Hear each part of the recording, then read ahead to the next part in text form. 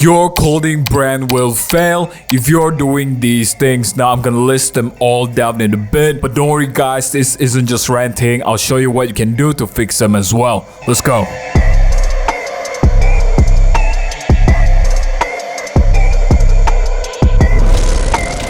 Yo, what's good? It's Dixon from Intuitive Designs.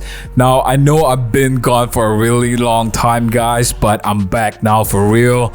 Let's just jump right into it, right?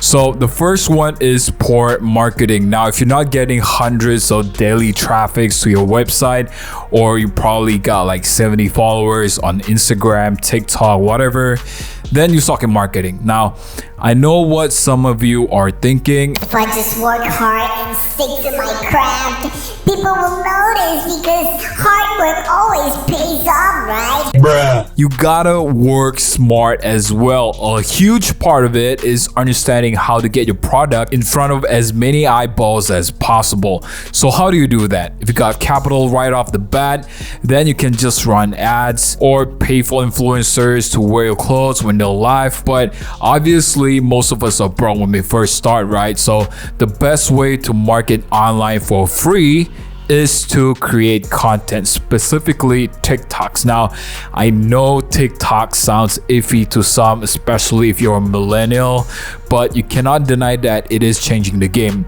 The engagement of TikTok videos are insane. You can literally grow your account organically from 0 followers today without having to run any ads. And then by the end of the month, you'll be surprised with the result, which is something that I cannot say about Instagram.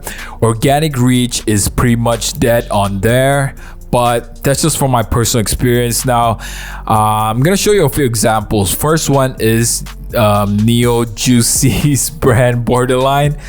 The unique point about this brand is that they use AI to design their products, which sounds insane, I know, but the end result is really impressive actually. So yeah, what you can copy from this brand in terms of content is you show them the behind the scenes, like this post right here.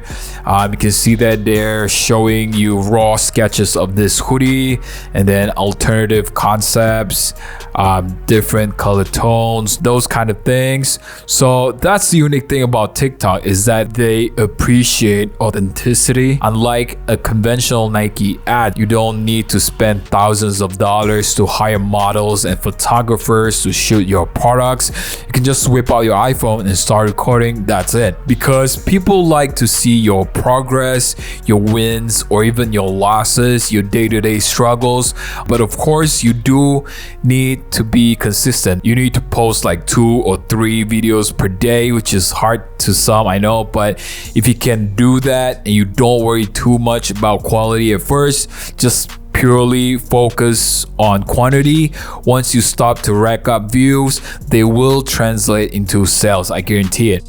Another example is Dre Pedali, I don't know German, by Peyton Carvel.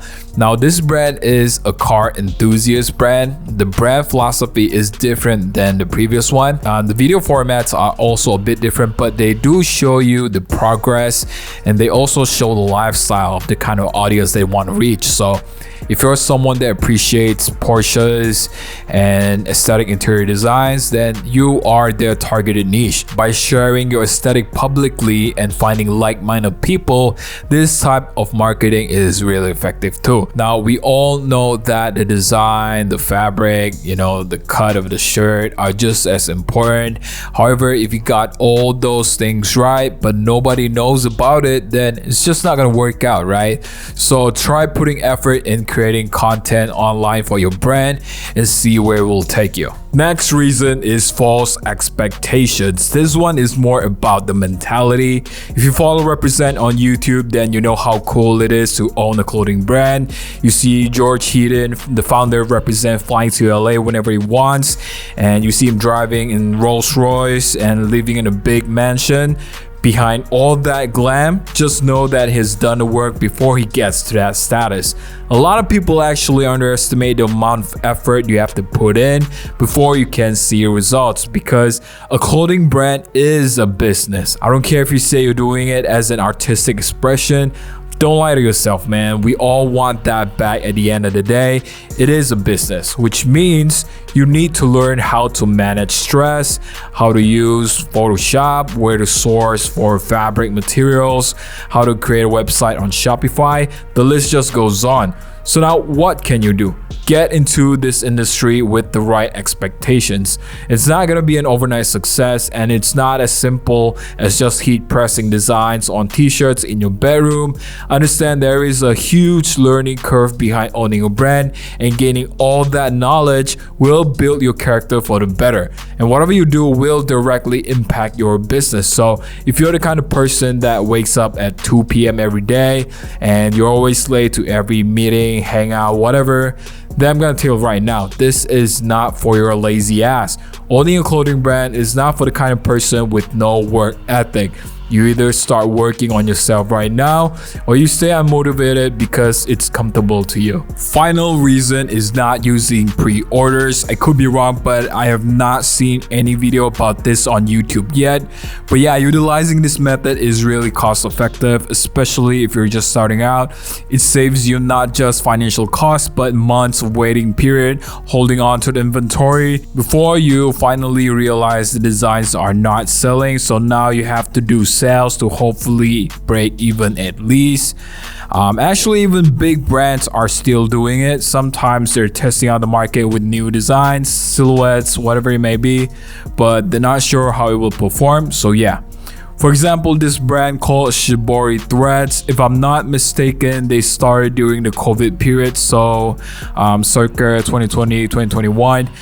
They only do pre-orders for all their products, even until now actually, because of their unique hand-dyed custom process. Now there are a few things that you're going to want to make sure you do it right before you go this route. You should definitely print a couple samples for the purpose of fit pics. So you hire a couple models and have them wear it. That way your customers get as much info as possible on how the fit will look on real people. Another thing is you give them incentives, whether it's cheaper pricing or like a 10% discount code for the next order.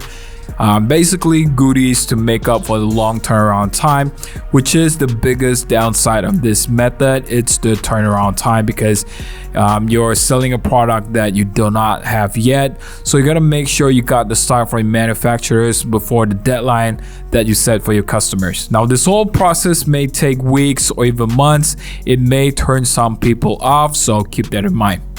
Another trick to this pre-order method is you under-promise and over-deliver.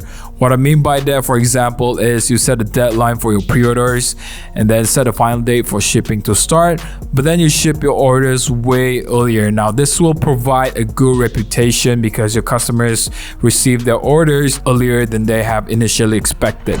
So guys, that's all for today. I will be more active again from this point on, so you can expect more videos coming your way. If you're new, don't miss out by subscribing right now. Follow me on all my socials. See you in the next one.